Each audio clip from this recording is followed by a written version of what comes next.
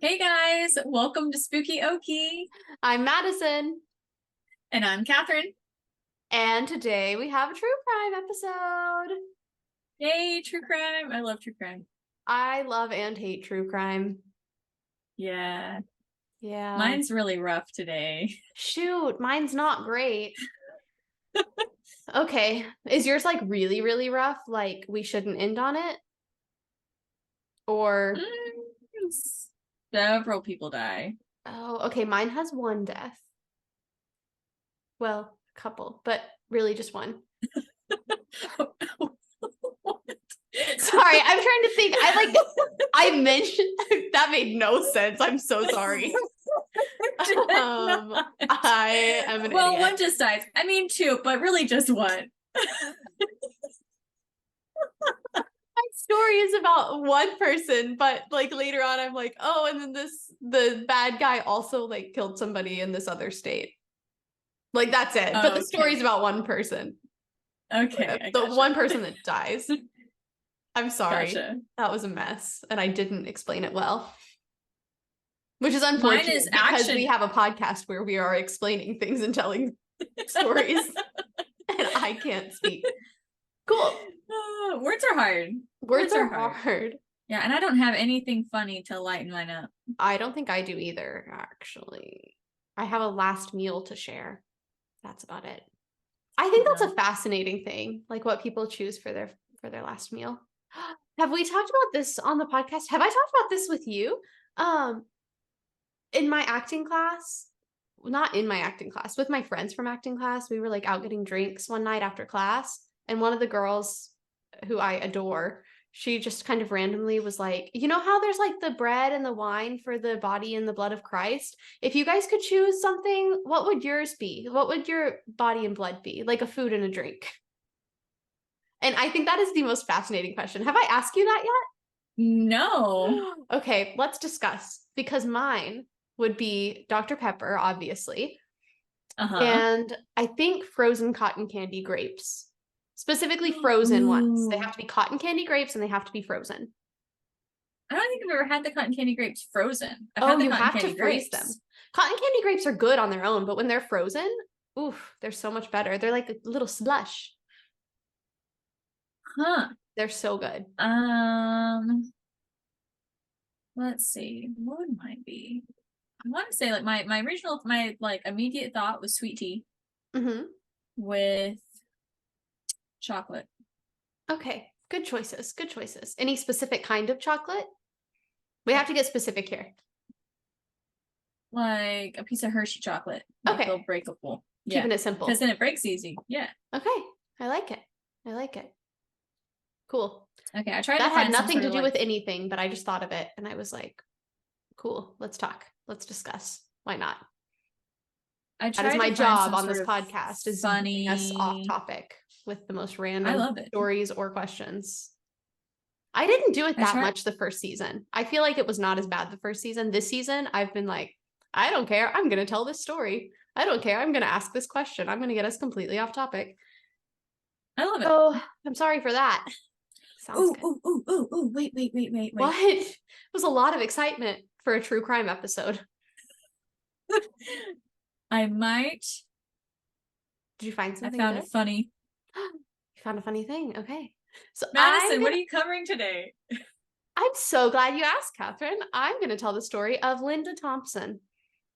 All right. Have you heard of her? I've not heard of her. I've not heard of her. You know what's interesting? What? I'm going to get us off topic again. So okay, great. That's not the interesting part because everyone expects that at this point. Now, I will say, I think I have heard of another document that I saw on the drive that you had started. Oh, I know exactly what you're talking about. And yes, and I'm going to cover that. I just didn't have time to do all of the research that needs to go into that one because it's a big story. That's a big one. It's a huge story. So I'm going to do that one. Not yet, though. Yeah, that's a huge one. Yeah, and I only had like 2 hours to research this time. So, I mean, I guess I had more now since you need more time. Sorry. But I was doing other things, so I didn't want to research it. Did I tell you? My mom is back on the Patreon. Your mom is back on Patreon? That's awesome. Yeah, I fixed her card. issue. So. You had to fix it? Yeah. She tried. She did. She like put in the right card, the new card, but then you have to click an extra button to like set it to like, I don't know. It's still, even though she added a new card, it was still trying to take it from the other card. She had to like do an extra step to be like, no, it has to come from this card. So anyway, that was the issue. She really had tried to fix it. Like she added the new card and everything. Okay. And so, yeah. So she tried. It was already in there when I got on there to fix it, but she just hadn't clicked like another button. So okay. That was the issue. So my mom is back on the Patreon. Nice. Yep. Here we go. Linda We're back Thompson. up to more Patreon. Yeah, we don't need to say a specific number. We don't need to say a number because it's embarrassingly low. So here we go with my story. This is Linda Thompson. I was going to say something else, wasn't I? I said I was going to get us off track again. Shoot. And then I got us off track from your off track moment. Yes, you got us off track of me getting us off track. Oh no, when I looked up this story, sorry, this is a mess. When I looked at the story, I was trying to find more articles and stuff about her. And then I found another Linda Thompson, I believe they have the same name. And it was a true crime story from Oklahoma, I'm pretty sure, from just like a few years before or after. But so I was like, oh, maybe I'll cover that one instead. Like, but then it was really depressing because it was like she like killed her 9-year-old child because she thought he was possessed or something. So I was like, I'm not covering that one. Never mind. I'll cover this one. No. So anyway, I stuck with the original Linda Thompson that I had picked up. Nice. That's my story that didn't really need to be shared. It was not that interesting. So anyway, I'll probably cut that. My sources are clarkprosecutor.org, CNN, Medium, and Murderpedia. Murderpedia, very nice. Do you use Murderpedia a lot? It's a good one. That's one of my sources this time too. Oh, great. It's a good one. So here we go. This is going to be kind of short. I'm going to be honest. It's like a page. Okay. So feel free to jump in with anything you would like to say because mine's 4 pages actually. I thought mine was going to be short and then it ended up being 4 pages. Well, perfect. So. We'll just fly through mine and then we can do yours. Sorry, I have a gnat. I see you swatting at the air. Okay. Let's get started. So. And this is over, what's her name again? Linda Thompson. On August 19th, 1985, 29-year-old Linda Thompson arrived at Shepherd Mall in Oklahoma City with her 2 young daughters. Have you ever heard of Shepherd Mall? No. I hadn't either, but I guess it was before my time. It still exists, like, but it's not like a mall anymore. So I did some research because I didn't know what it was. But here's what I learned. It was Oklahoma City's first enclosed shopping mall, and it opened in 1964. That's when my mom was born. She might not appreciate me saying that on the podcast. She doesn't listen. It's okay. Opened in 1964. It is located on Northwest 23rd Street, and it housed major stores. Wait, does it still exist or no? The building still exists. It's not used as a mall anymore. Is this the place that's the haunted shopping mall in Oklahoma City? I don't think so. No? Okay. I don't think so. Maybe. Who knows? We'll have to Google it. Okay. I don't know. Maybe we'll have a follow-up episode if it is the haunted place. So anyway, it housed major stores like JCPenney's and Sears, as well as multiple restaurants and a movie theater. So like a normal mall. I don't know. You're really thinking hard about something. Sorry. I'm like, you had like your finger on your chin and everything. I got distracted from my notes because you were focused. I was trying to find it's haunted. Okay, I'm gonna continue while you do that. Let me know when you find something. Oh no, it was Belle. No, is that Belle Isle Station? Belle Isle? Hold on. Anyway, by 2003, all of the stores had closed and the building transitioned into an office complex. So it's still there. It's just not a mall anymore. Okay. But in 1985, it was still an active mall. And Linda and her 2 young daughters, Lori, who was 4 years old, and Katie, who was 18 months old, so itty-bitty babies, they stopped by the mall to get some stamps at a self-service postal station in the mall. All right. But while they were in the parking lot, 25-year-old Don Wilson Hawkins Jr. forced his way into Linda's car with a revolver. That's not good. No, especially with little bitty babies. No, that's really not good. Yeah. So he later reported that his original plan had been to kidnap Linda and hold her for ransom. However, no ransom calls were ever made. Like, they pretty quickly gave up on that plan, apparently. So instead, Don drove Linda and her daughters to the home of his girlfriend, Shirley Pitts. There were a few other people in the home too, which included Don's cousin, Dale Shelton, and Shirley's 15-year-old nephew, Chris Lovell. So once they were at the house, Shirley and Chris, so the girlfriend and her 15-year-old nephew, they kept an eye on the kids. And Linda was kept upstairs for a few hours before being taken to a barn on the property. So they separated her from the kids. Oh no, that's not good. Yeah, the kids were kept in the house, and then she was taken to a barn. She was bound with a dog chain in the barn overnight. And she was repeatedly raped by Dale, so the friend of the guy who kidnapped her, and Chris, the 15-year-old. Yeah. And then the next morning, sorry, this is really short. Like, I'm already almost to the end. Oh, wow. I didn't realize how short this was. I'm so sorry. So, no, you're good. Anyway, the next morning, Linda was taken back to the house. I saw some sources say that, like, overnight they ended up taking her in to be with the kids for a while, I guess. But the next morning, at least, my headphone fell out. Okay. So the next morning, she was taken back to the house, and they let her say goodbye to her children. Oh, no. Yeah. And then Don and Dale, so the guy who like originally kidnapped her, I think they may have been together at the mall too when she was kidnapped. I don't know if they both played a part in it. I mean, they both play a part at this point, so I guess it doesn't really matter. But Don and Dale both drove Linda to Sportsman's Lake near Seminole. We know where that is. Yep. And Don hogtied her and drowned her while Dale stood as the lookout. So they said that they were afraid, like they had planned to just, I guess, drop her off in a remote location. But then they were like, oh no, she'll be able to identify us. So they decided to kill her. So really there was no point.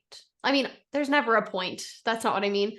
But like they didn't make any ransom calls. They stole like a few dollars from her that she had on her. Like she was like a young mom with 2 little kids. She's not gonna have much money with her. Right. So they stole like a few dollars from her, and that's it. Like they didn't even call for ransom. So it's just very depressing. But so they hogtied her and drowned her. And then they dragged her body into a ravine and covered it with brush before fleeing the state. So, as you may be wondering, the kids. That's what I was about to say. As you may be wondering where the kids are. So meanwhile, Shirley and Chris took Linda's children and dropped them off unharmed with their babysitter. So I don't know if the mom had been like, take them here. I don't know what happened, but they were taken to a babysitter and they were fine. Like they were not harmed. So I was able to good this story because I couldn't have handled it if something happened to them too. So after fleeing the state, Don's crimes did not slow down because they never do. Great. Yeah. They never do. So he abducted and sexually assaulted 2 teenage girls. He kidnapped and robbed 2 women. And he murdered an acquaintance in Colorado. He killed that victim by hanging him. So like very brutal. Oh my gosh. Yeah. Yeah. So then 2 months after Linda's murder, so all this happened within 2 months. Like that's a lot of crime. Yeah. But 2 months after her murder, Don and Dale were arrested in Sacramento, California while trying to steal a car battery. Okay. Which is strange that I'm like, that's the one you got him for? Yeah. That's how you caught him? Not any of the other things? Wow. But they both confessed to the murder, like, I think pretty immediately. And Dale told police where to find Linda's body, so they were able to locate her. So Dale, the one that so they hadn't found the body yet before... They hadn't found the body yet. They just knew she was missing, I guess. I don't know. Yeah, there wasn't a lot of information on this one, actually. Okay. Yeah, I actually couldn't find any of the like original newspaper articles from the 80s. I found some, well, you'll see. Some from later on, you know how they'll be like, oh, it happened this many years ago. Right. Like if there's something new in the case or whatever.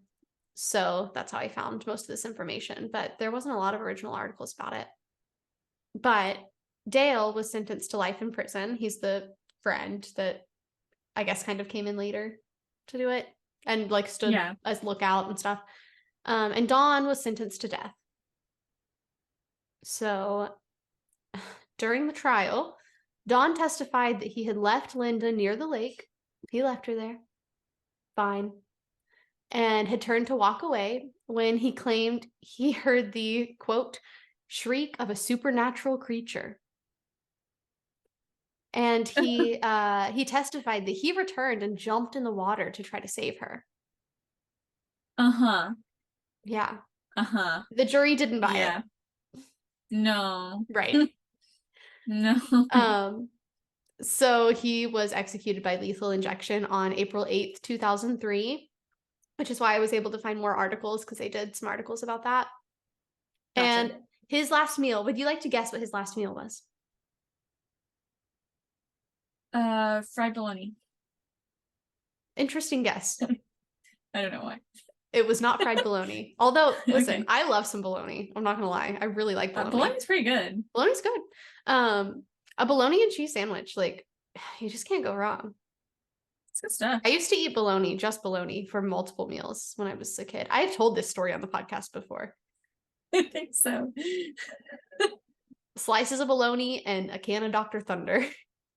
Nice. Quite a refined palate I have. I used to have mustard bread. What? I would have mustard bread. So piece of white bread with mustard on it. Oh, I was like, is that a specific kind of bread? No. No, it's bread with mustard on it. Okay. Interesting. Yep. Okay. No judgment here. I would eat a slice of bologna and that's it. So, whatever. His last meal, however, was stuffed crust combo pizza with extra cheese and a Dr. Pepper. Okay. The Dr. Pepper I can get behind. That would also be my last meal. I don't think I would have picked pizza for my last meal, though. Like, not unless it was like a specialty pizza. Yeah, I don't know what I would have. Honestly, if I'm going out with some Crabtown. Ooh. Like their Cajun, like crab boil. Ooh. The Cajun crab boil. Mm-hmm. I might have some Cajun food. Mm-hmm. Or poke. Oh, yeah. I love poke. Poke is good too. Yeah, I might. Or a good steak dinner. I'm not a huge steak person. Like, I'll eat it and it's fine, but it wouldn't be my like choice for last meal, you know? Yeah. But I would choose the Dr. Pepper for sure. That would be my drink. I would do the flame. Like if they could like somehow bring me the flame, you know, like just keep bringing me pieces of meat, that buffet, that salad buffet with all the good stuff, all the soups. Yeah, that was lobster really good. bisque that they've got. Yeah. Ooh, that is good. Yeah, I would either do some type of Cajun food, like a Cajun food sampler, just like a bunch of different kinds of Cajun food. Shoot, I lost my headphone again. Just a bunch of different types of Cajun food. With beignets, obviously. Or I would do a poke bowl, I think. Yeah. I don't feel like poke bowl is enough for me for a last meal. Yeah. Although I like poke, I want something like, I want to feel full. Like. Yeah. I get that. Maybe like a giant pasta, like a shrimp Alfredo. Ooh, pasta is very good. Okay, anyway, that's the story of Linda Thompson. It's very short. That's very sad. It's frustrating because like it was Not pointless. that there's ever a point. Like, right. but it just feels didn't make worse. sense. Like, it was so senseless. It was like, Yeah. and that, I think that's what makes it scary, is that like that could happen to anybody. I mean, it wasn't Right. Because somebody it she wasn't knew. Like, statistically, it's normally somebody you know, but it wasn't somebody right. she knew. It was a stranger who got in her car. Like, it's so scary. Yeah. So everybody lock your doors as soon as you get in your car. Don't sit in your car longer than you have to, and make sure the doors are locked. Not that it was her fault, of course, but Right. just we can take extra precautions, I guess. Yeah.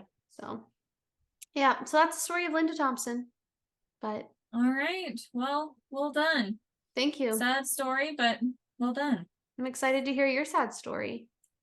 Yeah. Not really excited, but ready, I guess. All right. So today I am going to talk about the Rampage of Chester Comer.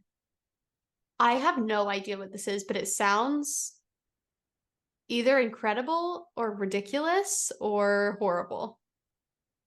Try the latter. It sounds like it could be a Yeah. comedy movie. It does. Right? The Rampage of Chester Comer. Yeah, it sounds like it could be a hilarious bit, but no, Yeah. it's not funny. Okay, well, great.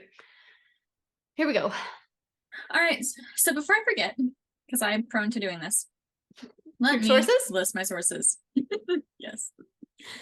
So my sources are historicalcrimedetective.com, Oh, genealogytrails.com, yeah, newspapers.com, murderpedia.org, and the Oklahoman. All right.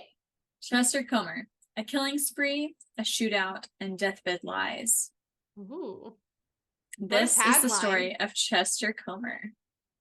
Okay. I have never heard of him.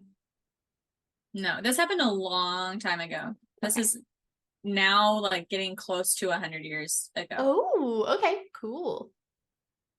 So it was during the time of the Great Depression, and the Dust Bowl was happening in Oklahoma. Oof. Chester Comer, age 27, was an oil field hand who moved from job to job, not staying in any place too long. He also used an alias part of the time, Jack Armstrong. Okay. And when he used the alias, he would claim to be 19. Okay. Have you said his real age yet? He's actually 27. Okay. So I feel like he that's can a pass really for 19? big. I know. Okay. I'm like, that's a really big age difference to Listen, lie I'm about. 27. I don't think I can pass for 19 anymore. No, I know I can't. So, all right. So he marries an 18-year-old girl from Oklahoma City named Elizabeth Childers. Okay. In December of 1934, he marries Lucille Stevens of Maysville, Oklahoma. What happened to the first one? We will shortly get to it. Okay, I thought so. He seemed like a nice man. He even gave her dresses and a purse that used to belong to his late sister. Some love bombing? From his late sister. Oh, no. Little did Lucille know that they were actually from his first wife, who went missing 4 months before they were married. Oh, unfortunately, this predicted Lucille's fate as well. Yeah, I kind of saw that coming. Yeah. So unbeknownst to Lucille, 4 months before she married Chester, he took his first wife up to Kansas City, Kansas, shot her 5 times in the head, and left her to rot in a field. She would not be identified for some time. How old was she then? She was 18, and it also said she was pregnant at the time. How long had they been married? Not very long. Because she was 18 when they got married. Oh my goodness. Okay. This is not a good start, and I don't like it. No, it doesn't get better. Great. Sorry. They never do. Several months after Lucille and Chester were married in August, so they were married in December. That following August, he killed her as well. And then he lit her body on fire up in Edmond. Oh, okay. Yeah, her body too would not Yikes. be identified until a later time. That is awful. Yes. On November 19th, Shawnee attorney Ray Evans drove to Ada to meet with a client. As he was heading back to Shawnee, he came across a hitchhiker and offered him a ride. Little did he know that hitchhiker was ready to make his third kill. Okay. Later that day, a witness spotted Comer fixing a tire on Ray Evans' car on the side of the road near Maysville, with what looked like a body slumped in the car and a gun in Comer's pocket. Oh. Okay. And by the way, thinking about this, so Maysville is like an hour, today's driving time is an hour from Ada. Yeah. Ada is like 2 hours from Edmond. Over an hour and a half. Yeah. Yeah. Like hour 45 probably. Thinking about like 100 years ago, driving speeds were not that high. So we're talking about a lot more time. That's a lot of ground to cover. It's a lot of ground to cover.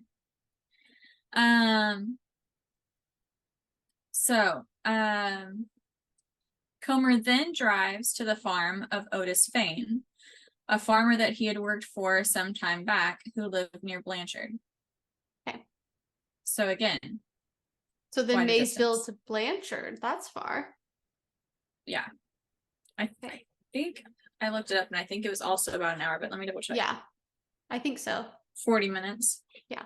So again, still in that time frame, still a longer time. So apparently he had worked for Fane about a year prior, but he would come back and visit occasionally. Okay. Mainly because he was courting a young girl, and by young, I mean 14 years of age. Odessa Childress lived near Fane's farm. So Comer came to stay with them. They didn't notice anything different the first day. The second day, he offers the family a ride in his car. So Otis Fane, his mother, I think it's his mother. If I read the newspaper articles were kind of hard to read. Yeah. So I think it's Otis Fane and his mother, and then his young brother, Carlaud. Okay. Carlaud, I think. Okay. What a name. Never heard that one before. And then Odessa Childress. So they all get in the car. Who's 14? Who is a minor? Yes. Okay. After driving for an hour, Comer lets out Miss Fane and Carlaud to visit another farmer. He drove another 2 miles before turning to Mr. Fane. And I think they actually use the word snarl. Like he snarls at him and like says, "Get out of the car," like angrily. He said this was the first time he had ever spoken harshly to Mr. Fane before. Weird. And he said that they would be going alone the rest of the way. Oof. Okay. Yeah. So he opens the door and pushes Mr. Fane out of the car because Mr. Fane's not getting out of the car. Pushes him out. And Mr. Fane actually runs after the car for a bit. I mean, obviously he can't catch up to it. Right. But keeps following in the direction the car went until about 20 minutes later, the car comes back. Okay. Comer was obviously enraged, and Odessa was extremely frightened. Yeah. He picks up the family and they start to drive back. And apparently when Odessa saw Fane's mother, she like ran to her and hugged her and like would not let her go. Oh. Okay. I saw in one spot, I can't tell exactly where this happened in the sequence of events. I'm not sure if it was while he was with her alone or if this was later, but apparently he tried to tie her up and she apparently was able to convince him and get him out of his bad mood. Okay. Yeah. I don't like this. No. So he picks up the family and starts to drive them back. After a few miles, he threatens the family again, saying that if Odessa doesn't do what he wants, then everybody will die.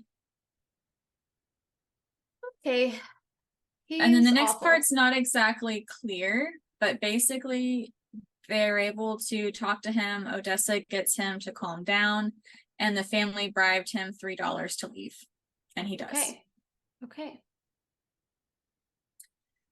How much is that today? So, that's not very much. It's still not very much, but this is like a farmer family, so that's probably like a lot for them. Yeah. It's probably like all they had, like in cash. I'm not like dissing them, but it's weird that he took that. Right. Like, it's not very much. I don't know if it's because he actually knew them for a longer time. Yeah. I'm not sure. Yeah. I don't think he was very mentally stable, obviously. Well, no, it doesn't sound like it. Especially the hot and cold, like weird thing that he's doing. Yeah. So on November 23rd, the bloodied clothes of Ray Evans are found in his abandoned car near Maysville. Yeah. So he ditched the car. Apparently, at one place said he wrecked it. Okay. And that he took a bus, that he got at a ride to some place where he took a bus to Oklahoma City. Okay. That he like stayed there for a day. And then, because this was the 23rd, and he was at the Otis Faines farm on the 20th and the 21st. Okay. So have like a day we're not sure where he's at. But they think he was in Oklahoma City, like in a boarding house kind of thing. Okay. Yeah. Because later, like years later, they found a watch of his. Oh, interesting. Yeah. So on the 23rd, they find the car. That same day, another farmer, L.A. Simpson, and his 14-year-old son, Warren Simpson, are out for a drive when they see a hitchhiker on the side of the road. Oh. They offer to give him a ride, not realizing that it is Comer and that he is ready to kill again. They never made it back home. Oh. You're right. This one's really depressing. Yeah, it is. News started spreading quickly that there was a maniac killer on the loose, and Comer made it to the top of the FBI's most wanted list. Oh, okay. However, Deputy Sheriff Oscar Morgan, known as Bloodhound, was on the watch near Blanchard. Okay. So he got the name Bloodhound because apparently he was really tough on crime in that part of the area. Yeah. And like he would sniff it out like a bloodhound. All right. I mean, that's kind of what I assumed. Yeah. Yeah. Apparently there was actually a bank robbery that he stopped, that like he and another person were trying to stop it, and one of the bank robbers tried to shoot the other guy, and Morgan shot him before he could kill his partner. Wild. So yeah. Hold on one second. Tasha, what are you doing? What are you doing? Is Natasha being bad? She's doing something. I see her. Oh.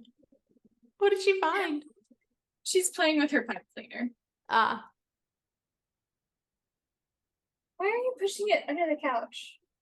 Catherine, move to the side. Let the people see. Give the people what they want. Why are you pushing it under? Why are you glaring at me? What are you doing? Oh, here she comes. Come here.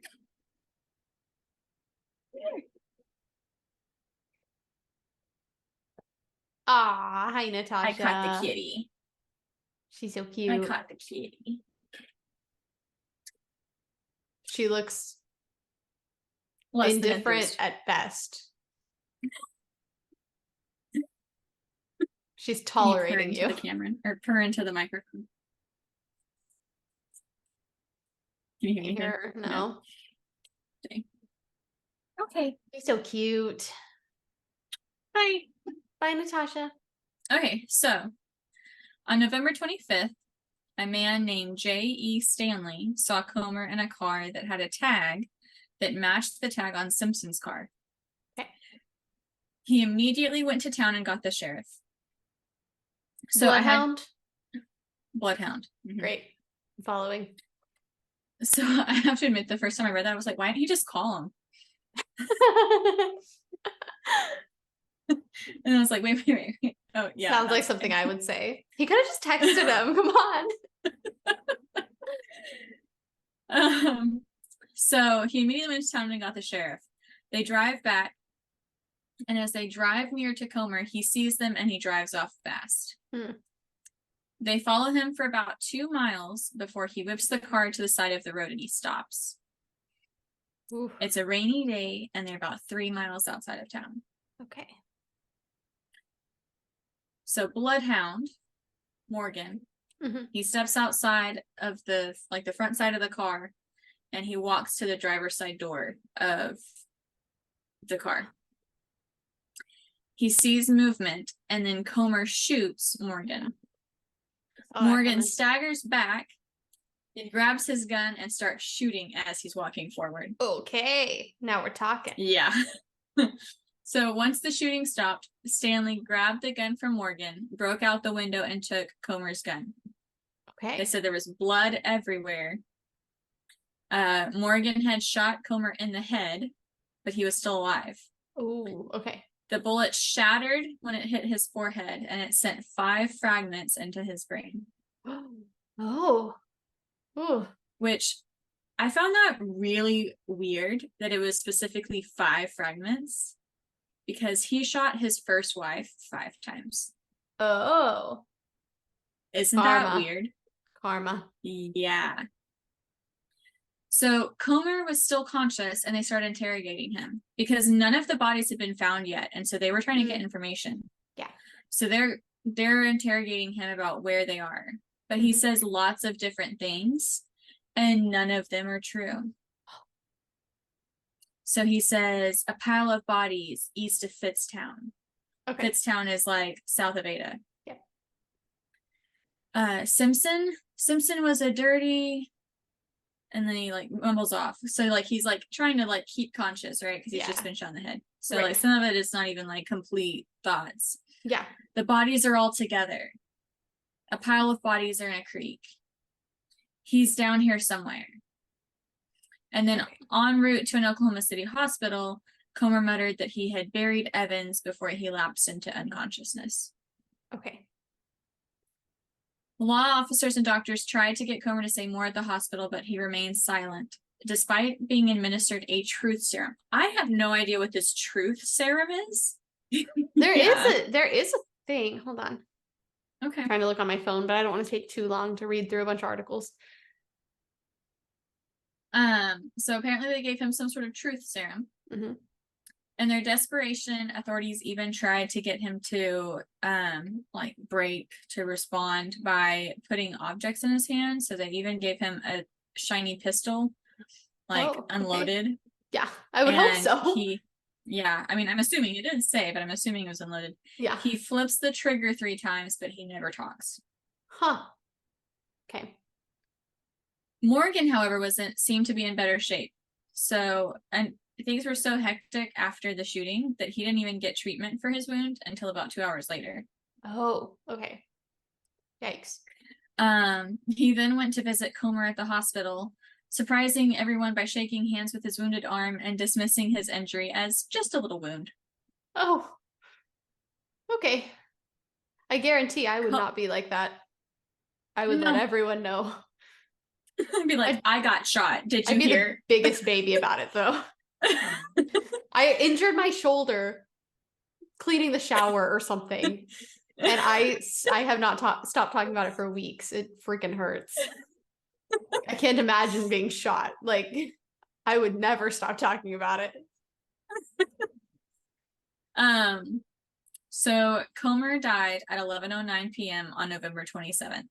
Okay. It took weeks for searchers to find all of the bodies. Did they find them all? Yes, they did. Okay, good. So on December 16th, the charred remains of a young woman were identified by her parents as Lucille Stevens Comer. Yeah. The body was discovered on some land by farmers. It appeared to have been concealed in the brush for months. Okay. Yeah. They identified her through teeth, hair, and a belt buckle. Okay.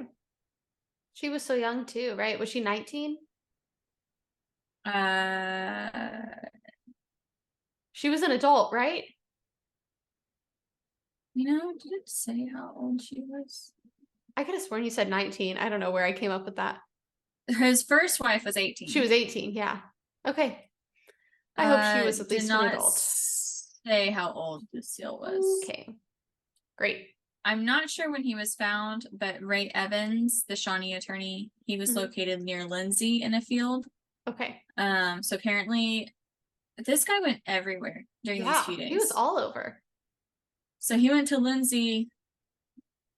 And they don't know if he was shot there or if he was like shot somewhere else and then disposed of there, but he went to Lindsay before he went to the Fane's place. Okay. Goodness, he really was all over the place. That's scary. And then on December 23rd, the last of the 5 victims were found in an open field 10 miles west of Sapulpa. They were identified as the farmer L.A. Simpson and his son Warren, who was 14. Right? He was 14. Okay.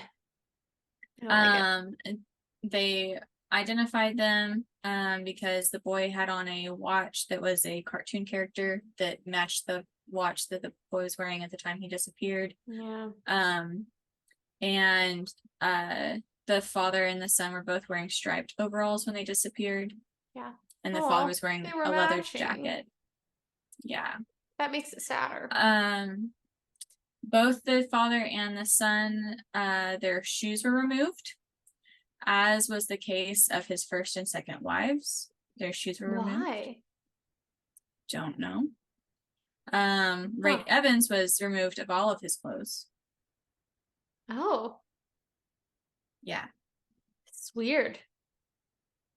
All of his victims, no effort had been made to hide the bodies. Like, I think even with the second one, when they said that she was in some brush, it wasn't that he had put brush over her. He just threw her in the brush. Right. She was just there. Yeah. Oh, so all of them, he didn't make any attempt to bury. And like his second wife was the only one that he did anything like to destroy the body, like with burning. Yeah. They were all in the open about 100 feet from a highway. That is wild. His first wife, she had been a Jane Doe for a while until, okay. Yeah. I think basically they started identifying some of these other bodies, and then they ended up putting the pieces together. And like where did his first wife go, and then made that connection. I think she had like a belt buckle or something. No, that was the second wife. There was something that she had that was a material object they identified her by. Okay. Goodness. I don't like that both of our stories this time, it was just like senseless stuff. Like it was just really kind of, there was no point to any of it. Not that there's ever a good, like, not that there's ever a point really, like, but you know, it wasn't like, oh, did this to get the insurance money or something like that, you know? It was just all of his victims, and all of his victims were shot in the head. Okay. So he meant business. And it was multiple. So it was 3 for the dad and 2 for the boy. Okay. But so that's fitting that he got shot in the head at the end. Yeah, it really is. You can also say 5 fragments Poetic for justice. 5 victims. Poetic justice. It's weird, honestly. Yeah. Morgan, or Bloodhound, may have been Comer's final victim. Even though he did not die immediately from the gunshot wound, the bullet that Comer shot Morgan with went through his shoulder and lodged against his spine. Oh. And late in life, he began to become paralyzed, and he was an invalid for more than a year before he died in 1948 at age 64. That is awful. Yeah. My goodness, this is depressing. Why do we do this? And that is the Rampage of Chester Comer. Thank you for sharing that story. Great job. It's upsetting. It's very upsetting. Yeah, and he flipped a switch and he just lost it and started killing those people around him. That is wild. Yeah. My goodness. Well, you did a great job with the story. I can't believe I had never heard of him before. I guess it was a very long time ago. Okay, you said I you had guess so. something kind of like funny to end on? Yes. So, Okay, great. Good, we need it. that was a rampage. So here's a funny rampage. Okay, great. This is on neowin.net. It's some sort of forum. Great, perfect. Deer rampage through retirement home. Deer? Deer. When you said that, I was like, I thought it was like the beginning of a letter. Like, and I was like, I don't get it. I don't understand. Deer. I know, I was waiting for the laugh. I was really confused. I was like, what am I not understanding here? What am I not grasping? I read it as Deer rampage through nursing home. And I was like, who? Is that a name? No. Deer. I understand now. It just took me a minute. I'm with you. I'm with you now. Okay. So this is from April 2007 in New Oxford, Pennsylvania. All right. 2 deer entered an automatic door this morning at a New Oxford, Adams County retirement home and ran through the building before making their escape. That is incredible. Do you remember in high school when there was a goat in the hallway? Yes. One of Miss Patterson's goats had walked across the street and just come into the high school and was just walking through the hallway. And we were all like, oh yeah, that's Miss Patterson's goat. And we all just went on with our day. Like, not like it wasn't weird that there was a goat walking through the hallways. I mean, I guess it really wasn't that weird for where we were. Yeah. That was wild. There was something else. I just remember being in science class because I was like, a goat just ran by. And I think Miss Soul was like, no, there wasn't. And I was like, yeah, Miss Patterson was running behind it. Yeah, there was just a goat in the hallway. And then it passed back by and she was again following it. Like a cartoon. Yes. And then Miss Soul was like, okay, I guess there is. Yeah. That's one of my most vivid memories from high school is just being in the hallway and there's just a goat running through the hall and we're all like, oh, okay. Yeah. They're also in Kanawha. Sometimes as a pig. I don't think it's happened recently. Have you heard about the pig that goes into Dollar General? No. There was a pig just wandering the town for a while. Okay. Must have been somebody's pet. I don't know. But there would just be a pig wandering. And like at one point, it just went into Dollar General. It was just hanging out in Dollar General. Just chilling. Just chilling. It's your hangout spot. Yeah. Somebody trapped it. Oh, okay. So they got it out of Dollar General. But yeah, gotcha. On the Kanawha News and Events Facebook page, there were a lot of posts about that pig. I bet so. And there's a picture of it like coming through the Dollar General doors. Gosh. What a rampage. So they said the deer ran down the hallways and rubbed up against an employee. Then one of the animals smashed through a window and the other was herded out a door. Oh my goodness. I saw one of the deer after it had exited because it came around to the main entrance of the building outside a window where I was meeting at the time. I didn't know that it had already taken the door. Incredible. That's the kind of rampage I like. Yes. The other one, not so much. But this one is very entertaining. They said, aside from a broken window, the deer didn't cause any damage and nobody's hurt. Good. So was the deer that jumped through the window okay? It does not say. I'm assuming so. I would hope so. What a story. That is a way to end an episode right there. Yes. Deer rampage. Deer rampage. But rampage is not the name and it is not addressing a letter, as I thought. Yes. I really was very confused for a second. That's hilarious. All right. Well, hope you guys enjoyed this episode of Spooky Okie Podcast. If you liked the show, please rate and review us on Spotify and Apple Podcasts. Make sure you spread the podcast to anybody who you think's gonna like it. Follow us on Instagram at Spooky Okie Podcast. I don't know why I can never remember the name. It's just the name of the podcast.